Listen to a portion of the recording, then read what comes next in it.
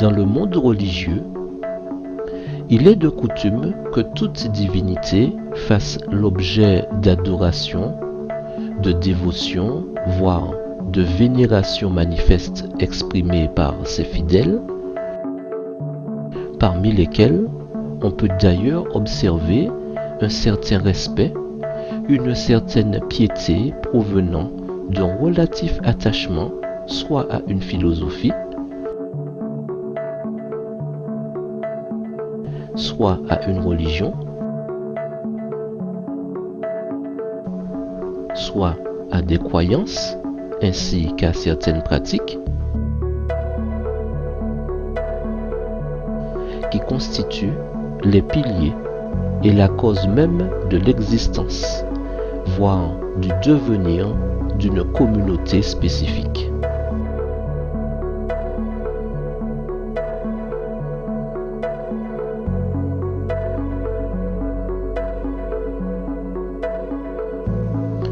Ainsi, les rituels, les récitations, les prières, les musiques, les chants, répands-moi ta vie par les eaux de ton esprit. Crée en moi un cœur nouveau, je t'en prie. les gestuels corporels et même l'intromission d'objets considérés comme sacrés ou carrément profanes selon les tendances dans les cérémonies, jusqu'aux sacrifices bestiaux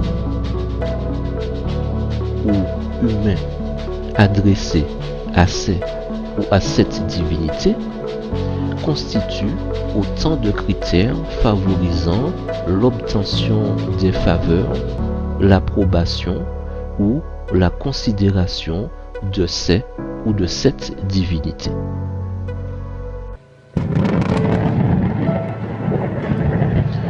Toutefois, qu'en advient-il lorsque des rites ainsi que des coutumes étrangères, voire polythéistes, parviennent à se mélanger au culte et aux valeurs chrétiennes, formant ainsi un certain syncrétisme religieux?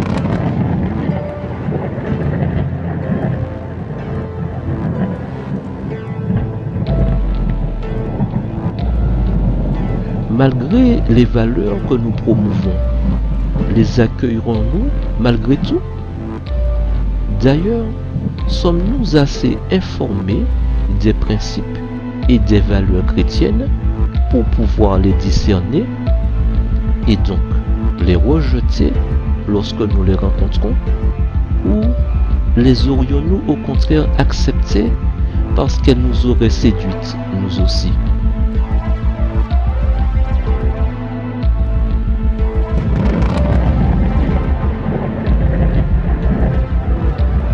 Le Dieu que prétend vénérer le monde chrétien contemporain est-il le même que celui de l'Israël d'autrefois? Aurait-il changé?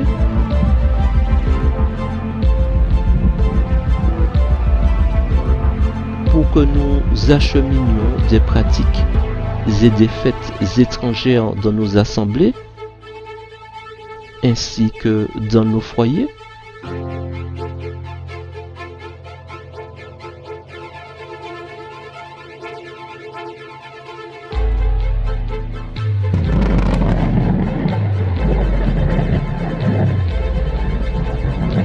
La mort de Jésus sur la croix, ainsi que sa résurrection,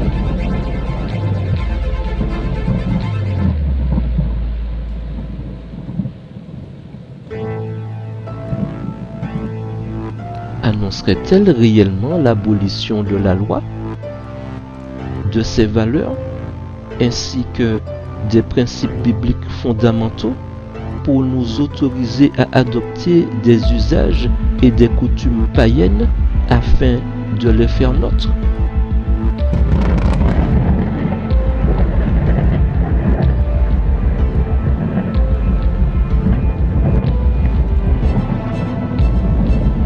Désormais revêtus nous aussi de tenues chatoyantes, soyeuses, moulantes et courtes des fidèles de ces divinités étrangères, sommes-nous pour autant devenus plus beaux ou plus belles?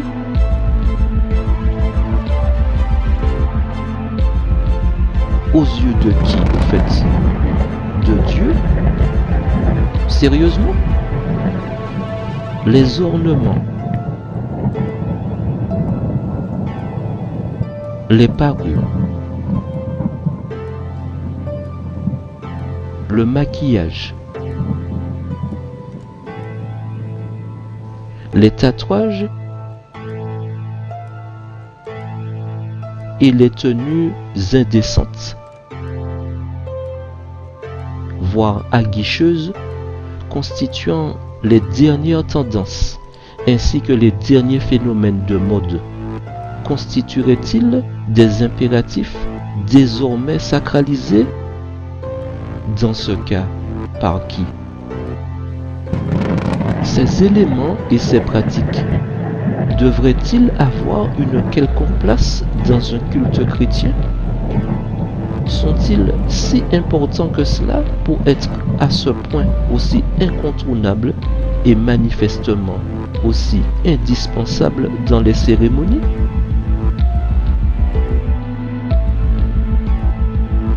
D'ailleurs, le culte adressé à Dieu peut-il toujours être valable s'il a été détourné au profit des dirigeants d'église que je magnifie?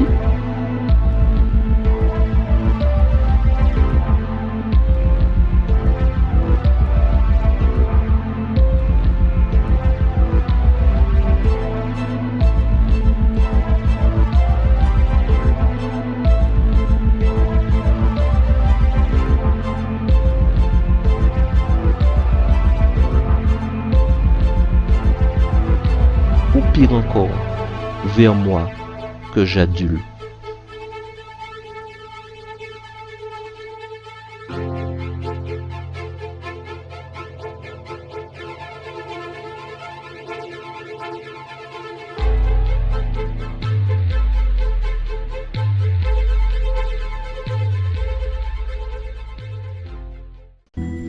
Ces questionnements font précisément l'objet de notre toute nouvelle analyse répondant au nom de maquillage,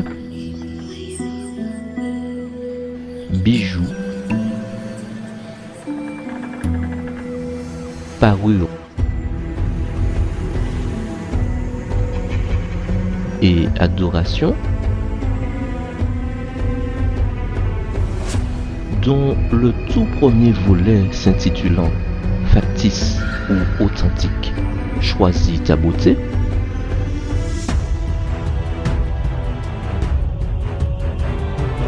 a posé les bases même de notre réflexion, opposant la beauté considérée et perçue par Dieu et celle admise par les hommes, et où d'ailleurs il a été montré dans les faits que ce qui plaît à la vue constitue à notre époque la seule norme d'acceptation et de considération des individus entre eux,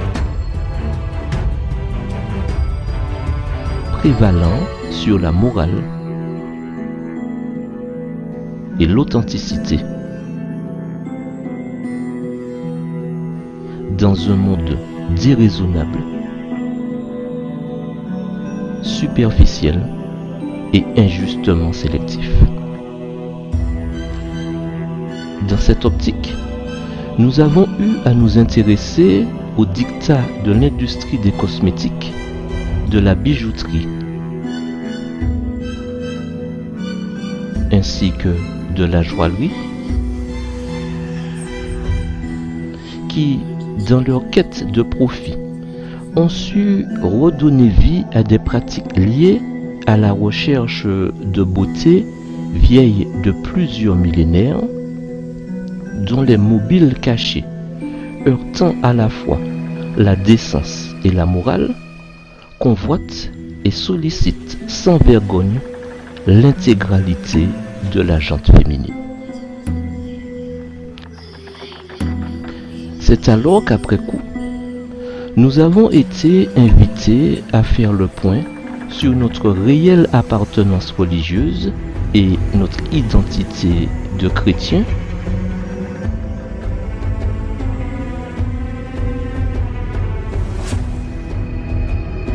vu que ces objets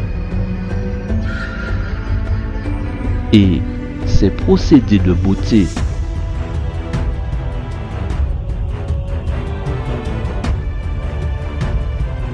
répertoriés dans d'anciennes civilisations polythéistes se trouvent aujourd'hui être très prisés des femmes chrétiennes du XXIe siècle, elles aussi, et ce, avec toutes les conséquences et les dérives que leur acceptation peut entraîner.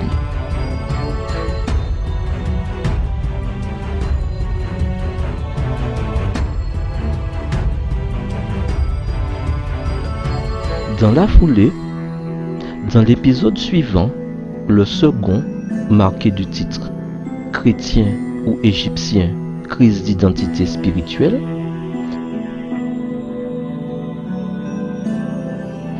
après un bref rappel tiré de 1 Samuel 16, verset 7, faisant allusion à l'engouement que suscite l'attrait esthétique, le prophète nous rappelle que Dieu, n'ayant pas le même référentiel que nous en matière de beauté, précise que seules celles du cœur et donc de l'âme sont importants à ses yeux, nous invitant dès lors à ne pas être aussi superficiel et donc aussi léger, surtout au détriment des considérations spirituelles que sont celles de celui dont nous réclamons l'appartenance. Ce faisant, après avoir exposé la finalité, les attentes aussi esthétiques qu'attractives des produits cosmétiques sur la peau et surtout le juteux business qui en découle, nous en avons conclu que leur application excessive, pouvant aller jusqu'à la chirurgie, constitue à cette heure la plus puissante motivation humaine. En outre, en faisant parler l'histoire et l'archéologie, il en est ressorti que les premières traces de maquillage et donc de produits cosmétiques furent identifiées en Égypte et remontent à près de 4 millénaires avant notre ère. D'ailleurs, d'après la Bible, avec Sodome, Gomorrhe et Babylone, les rites et les coutumes de l'Égypte antique sont elles aussi en abomination devant Dieu. En effet, toutes désignées comme des contrées où prévaut le mal,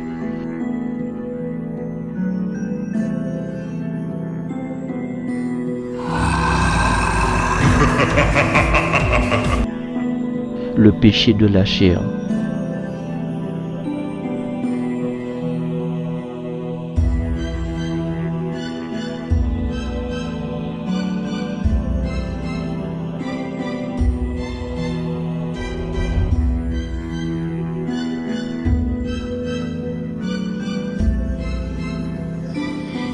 et toutes les formes d'addiction,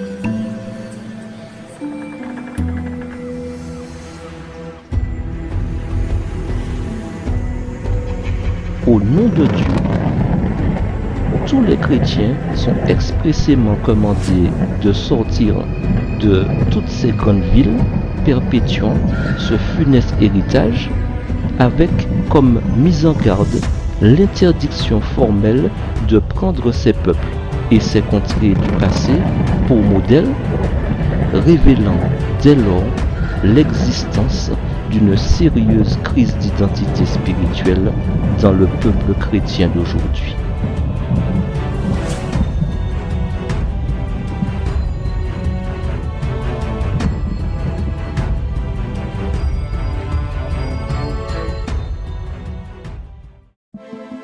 Vous ne ferez point ce qui se fait dans le pays d'Égypte où vous avez habité, et vous ne ferez point ce qui se fait dans le pays de Canaan où je vous mène.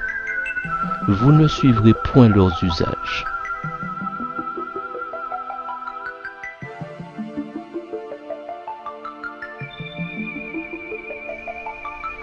Vous observerez toutes mes lois et toutes mes ordonnances, et vous les mettrez en pratique, afin que le pays où je vous mène pour vous y établir ne vous vomisse point. Vous ne suivrez point les usages des nations que je vais chasser devant vous, car elles ont fait toutes ces choses, et je les ai en abomination.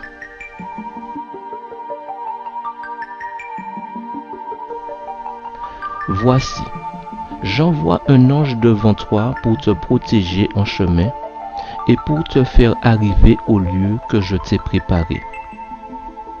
Tiens-toi sur tes gardes en sa présence et écoute sa voix.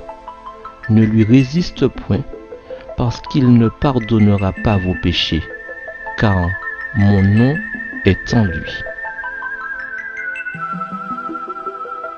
Mais si tu écoutes sa voix, et si tu fais ce que je te dirai, je serai l'ennemi de tes ennemis et l'adversaire de tes adversaires. Mon ange marchera devant toi et te conduira chez les Amoréens, les Essiens, les Phérésiens, les Cananéens, les Éviens et les Jébusiens, et je les exterminerai. Tu ne te prosterneras point devant leurs dieux, et tu ne les serviras point. Tu n'imiteras point ces peuples dans leur conduite, mais tu les détruiras et tu briseras leurs statuts. Vous servirez l'Éternel votre Dieu, et il bénira votre pain et vos eaux, et j'éloignerai la maladie du milieu de toi. Il n'y aura dans ton pays ni femme qui avorte, ni femme stérile. Je remplirai le nombre de tes jours. J'enverrai ma terreur devant toi. Je mettrai en déroute tous les peuples chez lesquels tu arriveras. Et je ferai tourner le dos devant toi à tous tes ennemis.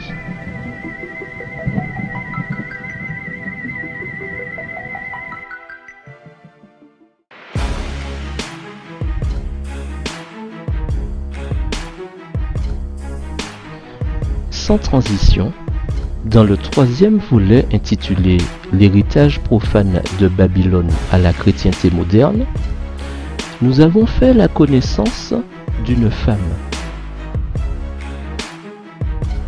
une prostituée addicte de maquillage du nom de Sémiramis et dont la morale douteuse par cupidité ne lui interdit nullement d'entretenir une relation incestueuse avec son propre fils, dont elle devint d'ailleurs l'épouse. Aussi considérée comme la mère de toutes les prostituées, Sémiramis fut également la fondatrice de la religion mystérieuse de Babylone, dont les fêtes de Noël et de Pâques notamment en tirent leur origine. Réputée pour sa dépendance aux produits cosmétiques, elle était aussi connue pour le port de vêtements suggestifs ainsi que de ces divers rites religieux à dérive sexuelle transmis plus tard au peuple égyptien et dont les cultes adressés aux nombreux dieux qu'ils vénèrent et auxquels ils s'identifient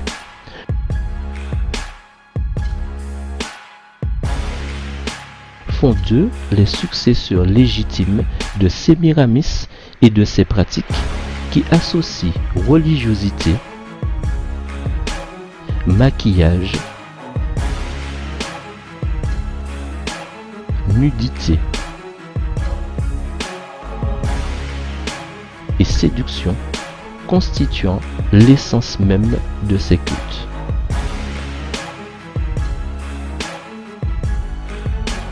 Ainsi, l'intromission de ces pratiques dans les cultes dits chrétiens sont un hommage manifeste que rendent malgré elles les femmes d'aujourd'hui à Sémiramis, à sa religion, ainsi qu'à ses dieux multiples, en adoptant elles aussi ses usages, en s'identifiant à elles par leurs apparats et en répandant dans les églises qu'elles fréquentent convoitise, sensualité, débauche, fornication,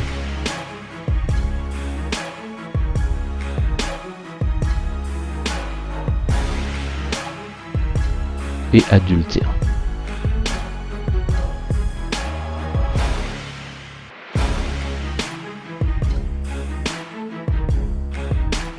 D'ailleurs, une analogie péjorative, c'est-à-dire peu élogieuse mais criante, est établie entre l'ensemble de ces femmes chrétiennes qui persistent malgré tout, inexplicablement, à porter les mêmes apparats que les femmes de mœurs légères,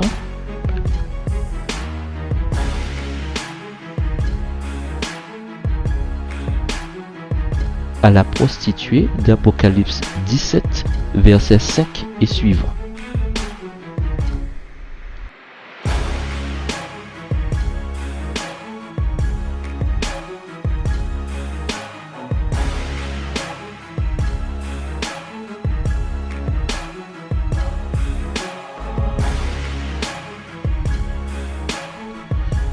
Aussitôt, dans le 4e épisode de notre réflexion nommée cette fois « Fille de Dieu ou de Babylone, la mère des impudiques », pour appuyer notre argumentation, nous avons eu premièrement à nous rendre dans l'Ancien Testament, dans 2 Rois 9, versets 30 et suivants, où nous avons fait la connaissance de Jézabel, une autre femme singulière, aimant elle aussi user de ses charmes, étant à la fois reine et prophétesse, connue cependant elle aussi pour son addiction des produits cosmétiques, mais également pour sa collusion avec les forces occultes.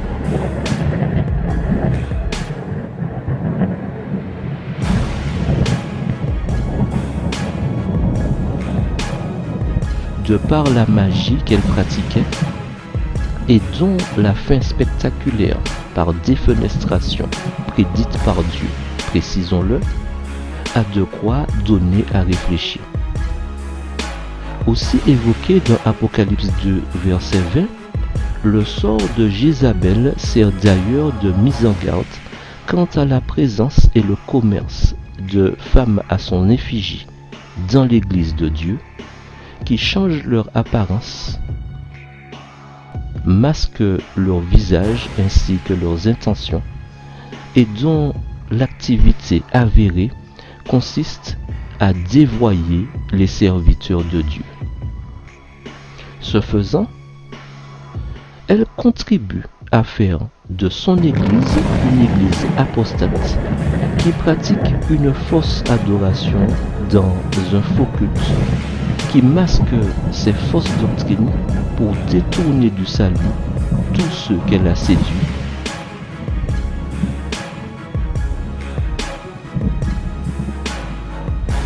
tout en voulant se donner l'apparence de la véritable Église de Dieu.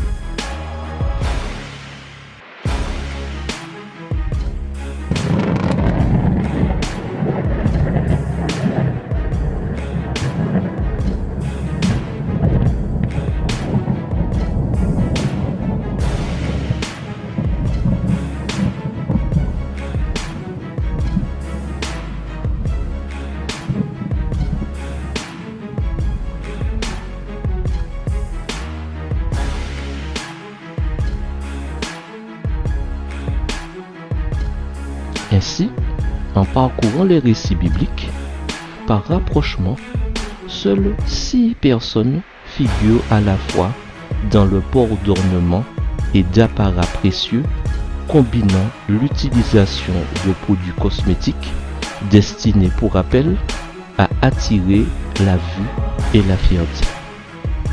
D'ailleurs, toutes impliquées dans l'art de la séduction et de la manipulation, elles sont aussi citées dans des récits nous plongeant dans les méandres et les abysses du péché de la chair, associant prostitution, fornication, inceste, incitation à la débauche, magie, luxure et cupidité.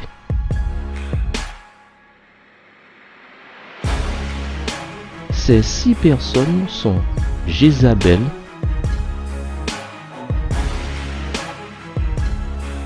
Ohola, Oholiba,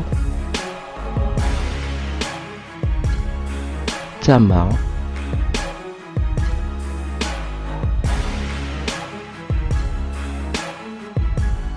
Salomé,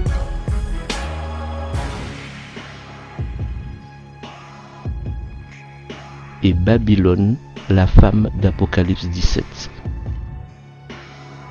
Soit 6 femmes au total.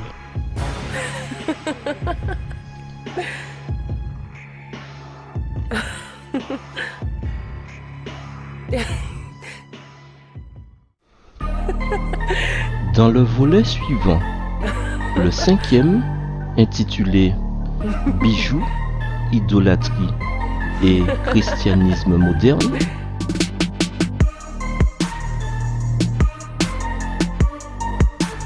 après une brève sollicitation tirée de Romains 12, verset 2, nous invitant à ne pas nous conformer aux us et aux coutumes des temps modernes, mais à faire preuve au contraire d'intelligence pour comprendre ce que Dieu attend de nous, appuyé par 1 Jean 2, versets 15 à 17, nous avons eu à nous pencher sur la fonction ainsi que sur l'éventuelle utilité des bracelets, des boucles d'oreilles,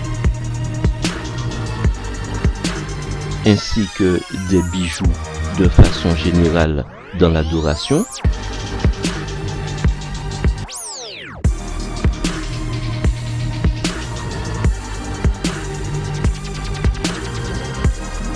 pour en conclure qu'il n'y en avait aucune, vu que les bijoux dont il est question dans la Bible avaient des fonctions utiles, symboliques et non ornementales, et encore moins ostentatoires.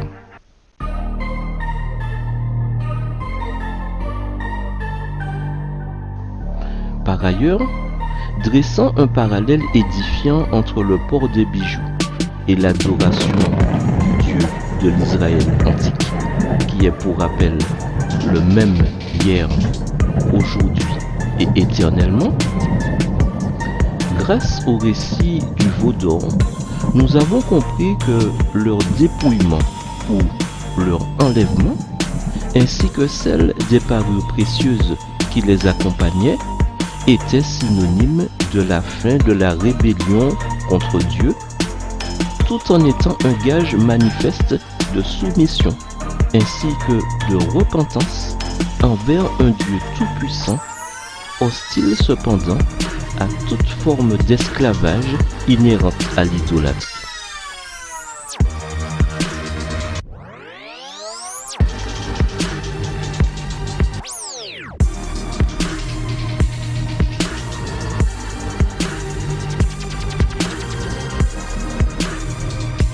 Ce faisant, si depuis des temps reculés, avec le maquillage, les bijoux constituent l'attrait essentiel des prostituées,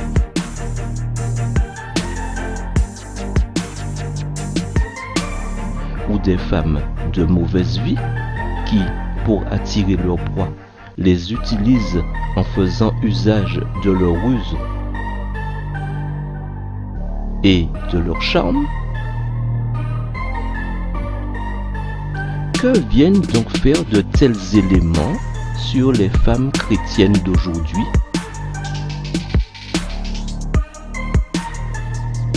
Dans les assemblées et dans les cultes où le nom de Dieu est soi-disant invoqué.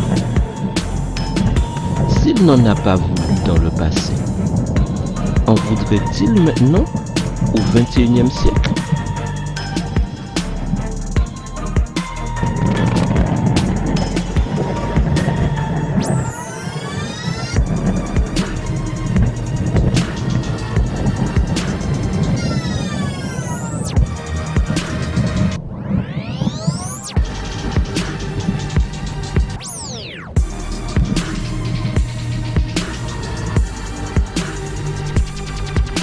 Séance tenante au 6e volet, désigné par le titre Mode, mimétisme et conséquences.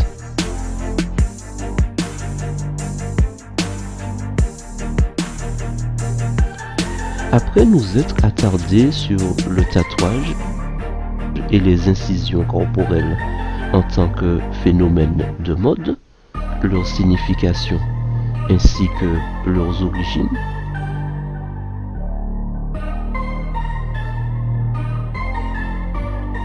nous avons entre autres appris que ces pratiques remontent elles aussi à des temps reculés et faisaient partie notamment des rites des Cananéens ainsi que ceux des prêtres de Baal, ou d'ailleurs tous deux, incision et image,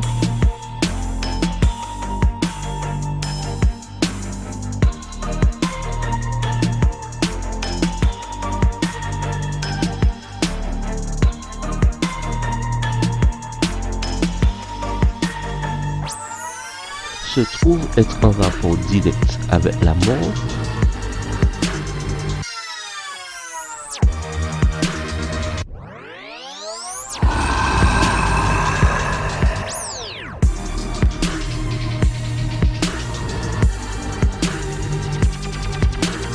et les esprits des morts.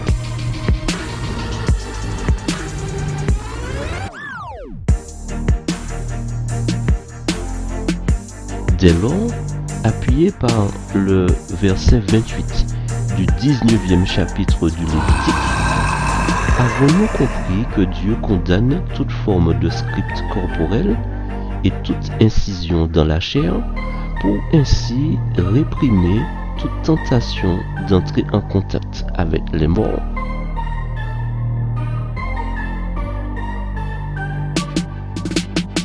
Et même de chercher à les diviniser, comme observé dans le passé et présentement au sein de l'Église catholique par le biais de la canonisation.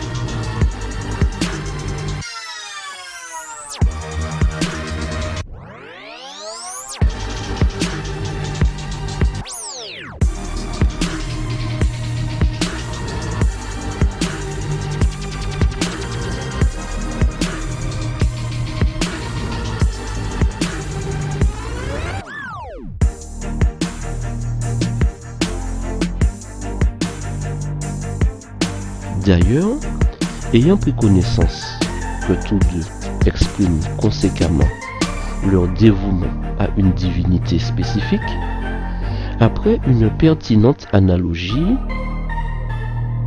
avec la marque de la bête et le sceau de Dieu, nous en avons déduit que les scripts corporels ainsi que les incisions dans la chair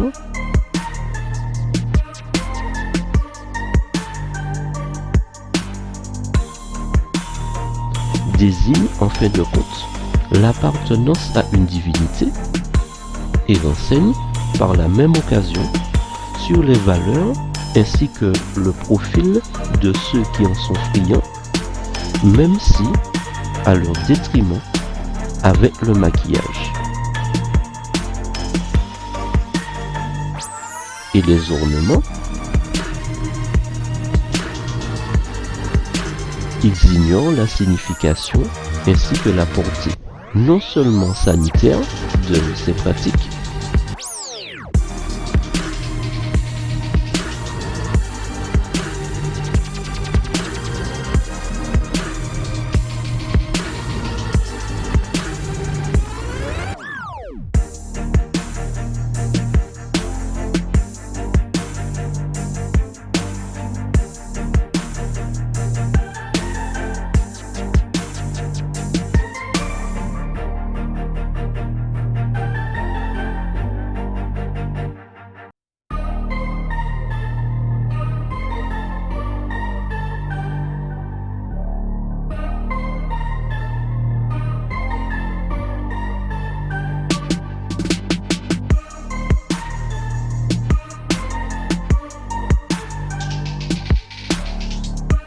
mais également leurs enjeux spirituels avec toutes les tragiques conséquences qui en découlent,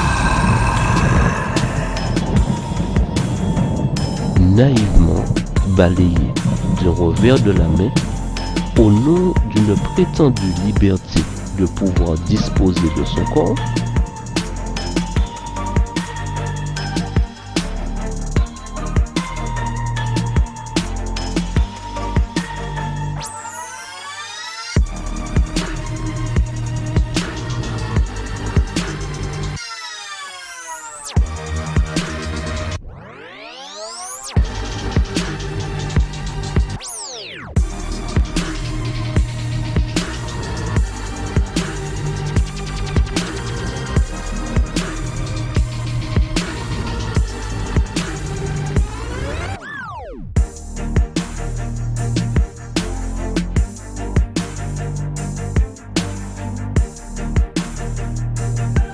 ce que réfute vigoureusement et avec éloquence Romains 8, versets 9 à 11, 1 Corinthiens 3, versets 16 à 17 et 1 Corinthiens 6, verset 20.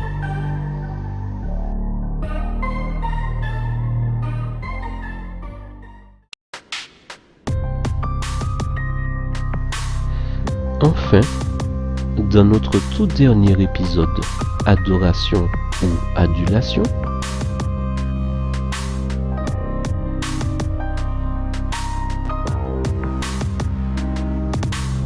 après une sérieuse remise en question quant à notre identité de chrétien et notre implication plus qu'active dans le port de maquillage,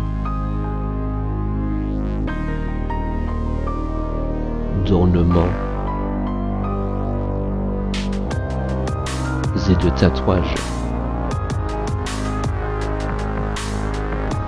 en dépit de leurs origines polythéistes ainsi que de leur portée spirituelle,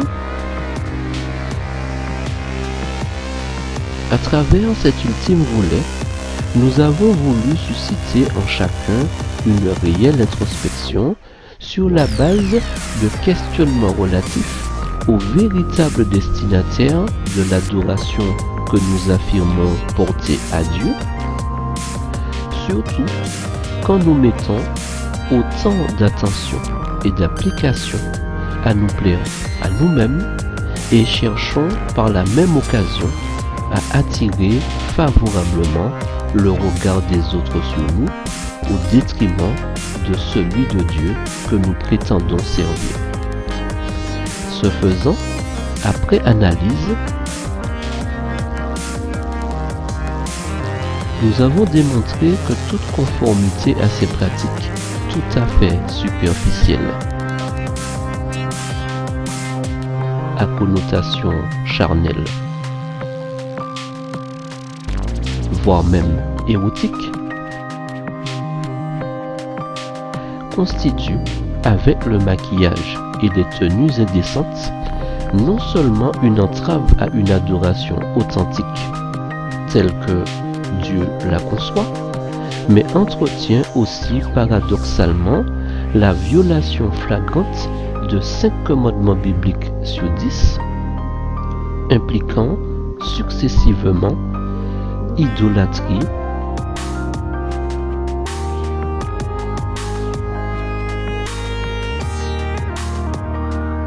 mensonge, adultère et convoitise. D'ailleurs, à la lumière de l'histoire et surtout de la Bible, avons-nous fini par comprendre que le port des bijoux en présence de Dieu est totalement prohibé.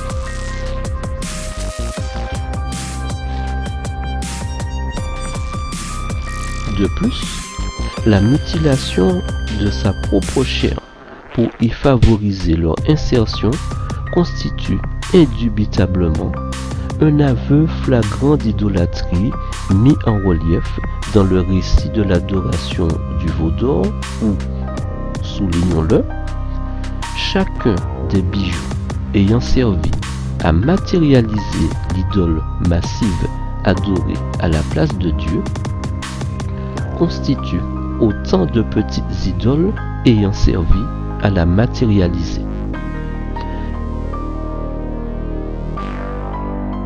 En outre, interdit par Dieu et chargé de signification spirituelle, les bijoux constituant aussi des amulettes peuvent renfermer des sortilèges qui font de ceux qui en sont friands, à leur insu, des cas malheureux de possession démoniaque. Ainsi, les phénomènes de mode que constituent le maquillage, les ornements,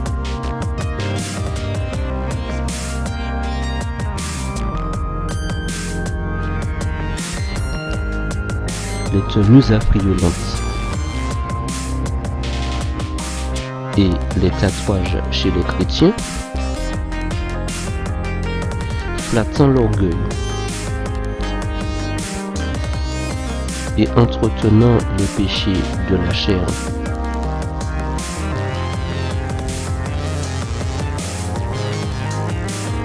en détournant l'adoration rendue à Dieu de la verticale à l'horizontale,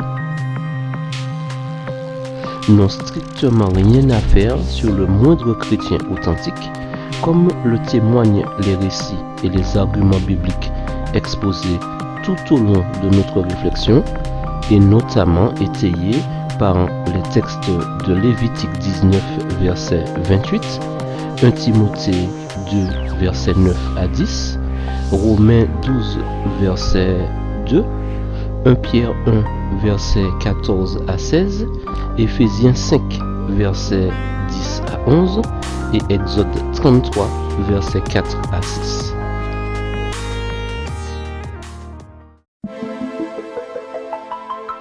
Alors, Dieu prononça toutes ces paroles. Je suis l'Éternel ton Dieu qui t'ai fait sortir d'Égypte, du pays où tu étais esclave. Tu n'auras pas d'autre Dieu que moi. Tu ne te feras pas d'idole, ni de représentation quelconque de ce qui se trouve en haut dans le ciel, ici bas sur la terre, ou dans les eaux plus bas que la terre.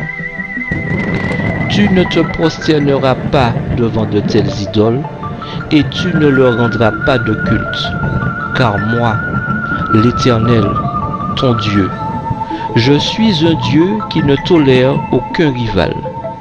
Je punis les fils pour la faute de leur père jusqu'à la 3e, voire la 4e génération de ceux qui me haïssent. Mais j'agis avec amour jusqu'à la 1000e génération envers ceux qui m'aiment et qui obéissent à mes commandements. Car je suis l'Éternel, je ne change pas. Et vous, enfants de Jacob, vous n'avez pas été consumés. Depuis le temps de vos pères, vous vous êtes écartés de mes ordonnances, vous ne les avez point observées. Revenez à moi, et je reviendrai à vous, dit l'Éternel des armées.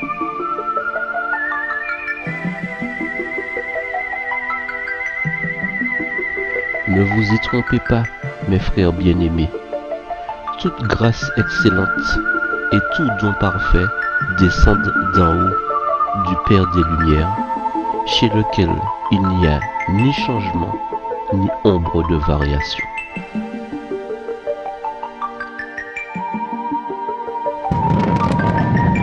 Vous ne vous ferez point d'incision dans votre chair pour un mort, et vous n'imprimerez point de figure sur vous. Je suis l'Éternel.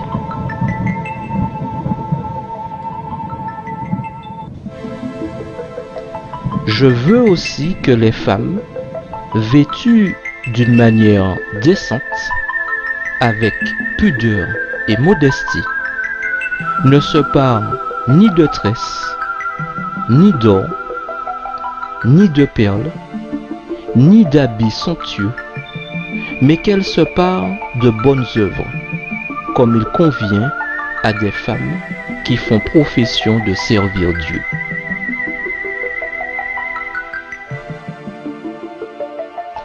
Ne vous conformez pas au siècle présent, mais soyez transformés par le renouvellement de l'intelligence, afin que vous discerniez quelle est la volonté de Dieu, ce qui est bon, agréable et parfait.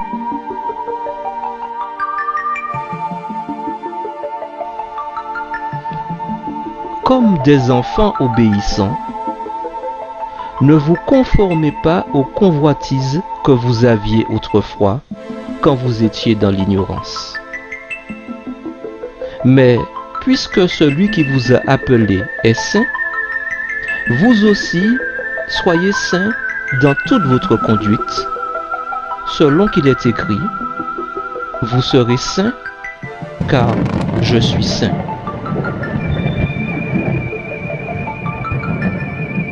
Examinez ce qui est agréable au Seigneur, et ne prenez point part aux œuvres infructueuses des ténèbres, mais plutôt condamnez-les.